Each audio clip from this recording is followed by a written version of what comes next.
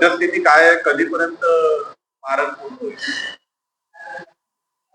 Bharat Ratna doctor Babasaheb Ambedkar यांच्या पुतळ्याच्या संदर्भात मी 2 दिवसापूर्वी गाझियाबाद या ठिकाणी जे पुतळ्याचं काम बघतात राम सुतार यांच्या त्या कारखान्यासाठी माझ्यासोबत राष्ट्रवादी काँग्रेस पक्षाचे सामाजिक न्यायाचे अध्यक्ष, कार्याध्यक्ष आणि महाराष्ट्रातील सर्वच प्रमुख पदाधिकारी त्या ठिकाणी व्हिजिट देण्यासाठी गेले.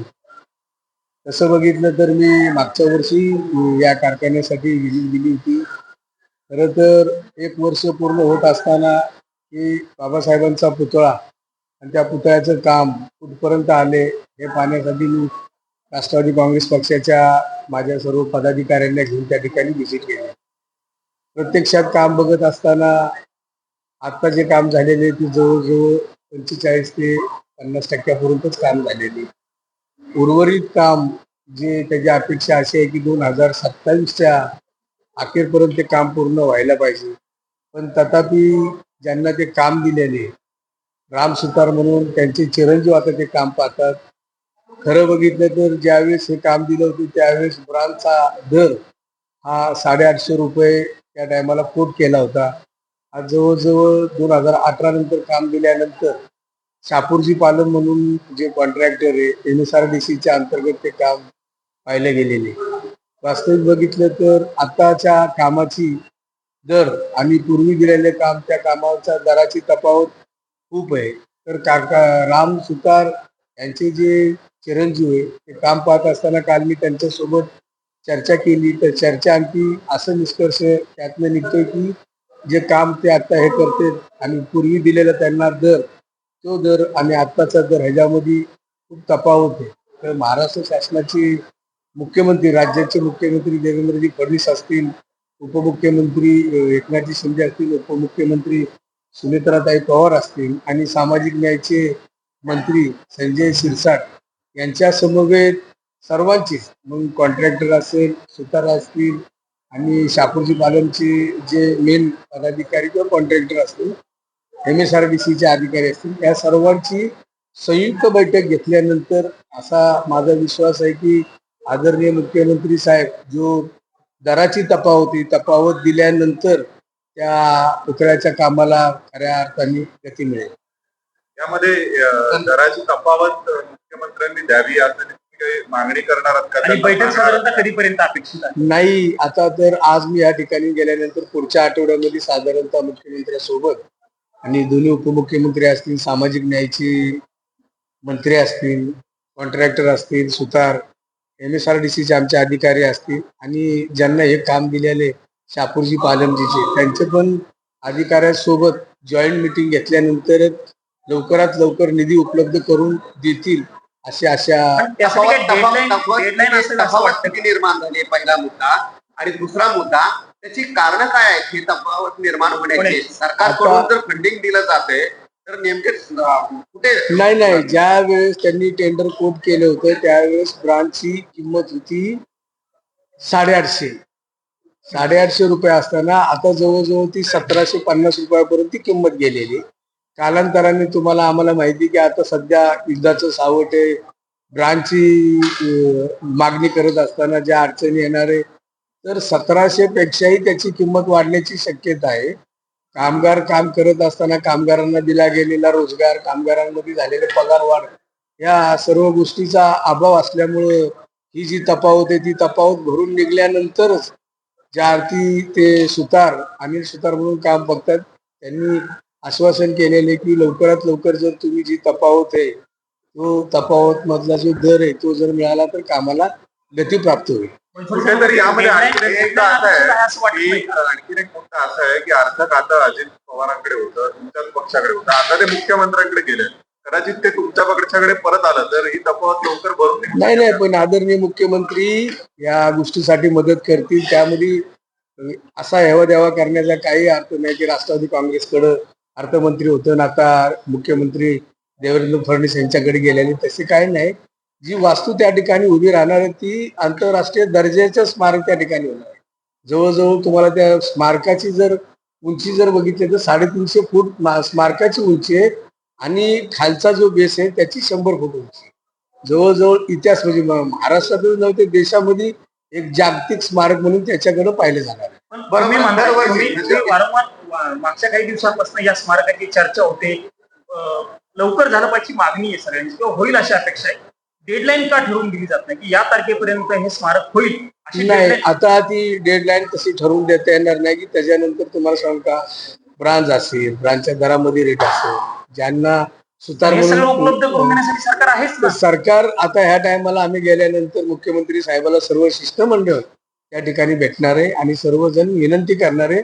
आणि माझी अशी आशा आहे किंवा अशी अपेक्षा आहे की मुख्यमंत्री साहेब याच्यात लवकरात लवकर निर्णय किती घेतील. वर्ष झाले साधारण किती वर्ष झाले एकूण किती निधी आणि किती वर्ष एक्स्ट्राचा लागणार आहे, अतिरिक्त निधीची किती तरतूद आता आहे? ती तफावत जर काढली गेली तर त्या संदर्भात मी सुतार यांच्याशी चर्चा केली नाही, पण जी तफावत आहे त्या तफावतीचं जी गॅप आहे ती गॅप लवकरात लवकर जर त्या सुतार यांना जर दिली तर जलद गतीने ते काम एकूण पूर्ण किती करतील. निधी त्यामुळे अतिरिक्त खर्च पडेल?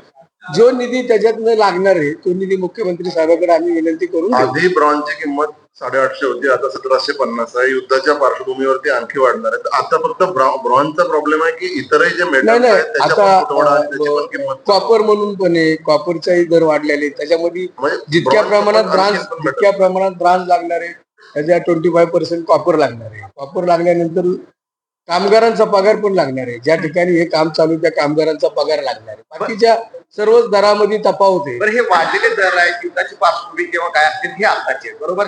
दरवर्षी सरकारकडून एक डेलिगेशन येतं, ते भेट देतं. गेल्या वर्षी आम्ही पण गेलो, तिथे भेट दिली होती, संपूर्ण आढावा घेतला जातो, खर्च सगळी माहिती घेतली जाते, बरोबर. आणि बजेटमध्ये अलोकेट पण केलं जातं. मग एवढं दर वर्षाला जर बजेटमध्ये अलोकेशन केलं जाते, संपूर्ण जर सिस्टीम बसवून दिलेली आहे निधीची, तर हे अचानक वाढलेला दर जो आहे तो नेमका कोणता आहे? नाही नाही, आता तुम्हाला माहिती असेल की मागच्या वर्षी पण मी आलो हो. आणि या शिंदे शिरसाट पण आले होते. आणि या वर्षी आम्ही पण परत आलोय.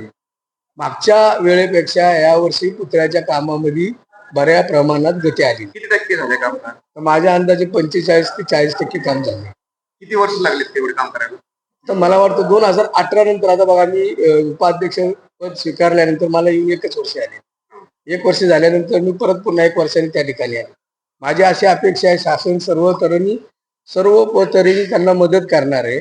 2027 पर्यंत पुतळा व्हायला पाहिजे अशी आमच्या सर्व बौद्ध धर्मीय बांधवांची मनापासून इच्छा आहे. एक वेगळा प्रश्न विचारतो. शरद पोंक्षे जे अभिनेते आहेत त्यांनी असं म्हटलं की मनुस्मृतीमध्ये कोणालाही दुय्यम वागणूक दिलेली नाहीये.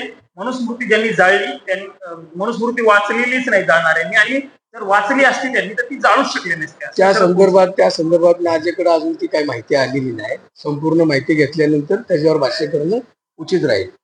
एक असं मुद्दा येतो की पक्षामधून आता विस्तार आणि बाकीच्या अनेक गोष्टीवर तुमच्या पक्षामध्ये चर्चा सुरू झाली आहे. तर चर्चा ही पण चालू आहे की तुमच्यावर काही आमदार जे आहेत ते नाराज असल्याची माहिती मिळते आणि ते पक्ष नेतृत्वावर ती नाराजी ती कळवलेली आहे. त्यामुळे त्यांचं म्हणणं आहे की उपाध्यक्षपदी तुम्ही नसावा असं त्यांचं एक म्हणणं आहे. काय पक्षांतर्गत तुम्हाला मला तर या गोष्टीचं तुम्हीच बोलताय. अजून तर या बातमी किंवा जे ऐकण्यात आलेले असं काय ऐकण्यात आलेलं नाही. कामकाजावर समाधान आहेत का पक्ष? समाधानी कामकाजावर राष्ट्रवादी काँग्रेस पक्ष पण समाधानी, राष्ट्रवादी काँग्रेस पक्षाचे पदाधिकारी समाधानी आहेत. त्यामुळं आपण जे प्रश्न केलेले त्याच्यामध्ये मला काही तिक्त वाटत नाही.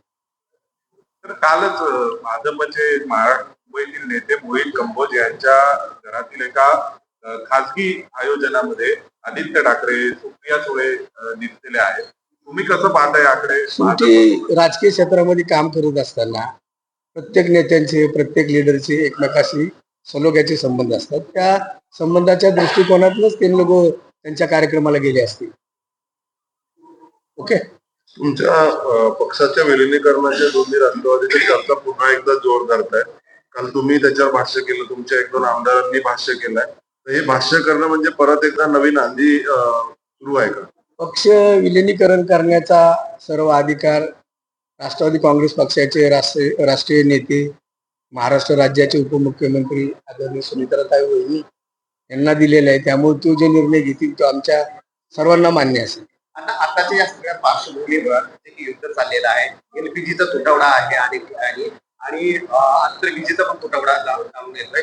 काय परिस्थिती आहे राज्यामध्ये तुमच्या मतदारसंघामध्ये आणि सरकार कशा पद्धतीने प्रयत्न करते कोणत्या गोष्टीवर फोकस देणं गरजेचं आहे? मला अजून तरी महाराष्ट्रामध्ये जसं तुम्ही आता हा शब्द वापरलाय की तुटवडा, त्या गोष्टीचा अजून अभाव आहे आणि सरकार सर्वतोपरी प्रयत्न करणार की जेणेकरून महाराष्ट्रातील जनतेचं कोणत्याही प्रकारे नुकसान, हाल, अपेष्टा नाही व्हावं.